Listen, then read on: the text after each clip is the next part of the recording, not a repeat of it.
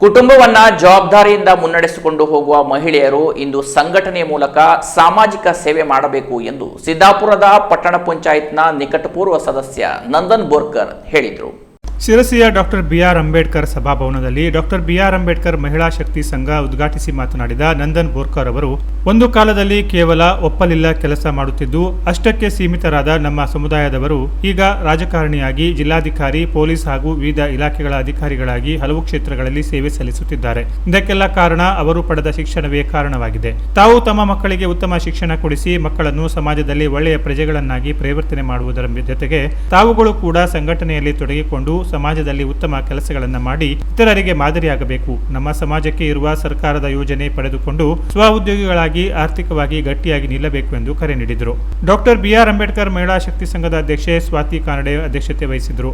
ಸಿರಸಿ ನಗರಸಭೆ ನಿಕಟಪೂರ್ವ ಅಧ್ಯಕ್ಷ ಸದಸ್ಯರಾದ ನಾಗರತ್ನ ಜೋಗುಳೇಕರ್, ಶಮೀಂ ಬಾನು, ರವಿದಾಸ್ ಹೌಸಿಂಗ್ ಸೊಸೈಟಿ ಗೌರವಾಧ್ಯಕ್ಷ ರವೀಂದ್ರ ನೇತ್ರೇಕರ್, ಅಂಬೇಡ್ಕರ್ ಕೋಆಪರೇಟಿವ್ ಸೊಸೈಟಿ ಅಧ್ಯಕ್ಷ ಕೇರಿಯಾ ಬೋರ್ಕರ್, ಹರಿಜನ ಹೌಸಿಂಗ್ ಕೋಆಪರೇಟಿವ್ ಸೊಸೈಟಿ ಅಧ್ಯಕ್ಷ ಅಮರ್ ನೇರಳಕಟ್ಟೆ, ಡಾಕ್ಟರ್ ಅಂಬೇಡ್ಕರ್ ಶಕ್ತಿ ಸಂಘ ಸೊರಬ ಅಧ್ಯಕ್ಷ ಚಂದ್ರಪ್ಪ ಹೊಳೆಮರೂರು ಮಾತನಾಡಿದರು. ವೇದಿಕೆಯಲ್ಲಿ ಡಾಕ್ಟರ್ ವಿಶ್ವನಾಥ್ ರೇವಣ್ಕರ್, ಡಾಕ್ಟರ್ ಭಾಗ್ಯಲಕ್ಷ್ಮಿ ಮತ್ತು ಡಾಕ್ಟರ್ ಯೋಗೇಶ್ ಮಡ್ಗಾಂವ್ಕರ್, ನಂದನ್ ಬೋರ್ಕರ್ ಅವರನ್ನು ಸನ್ಮಾನಿಸಲಾಯಿತು.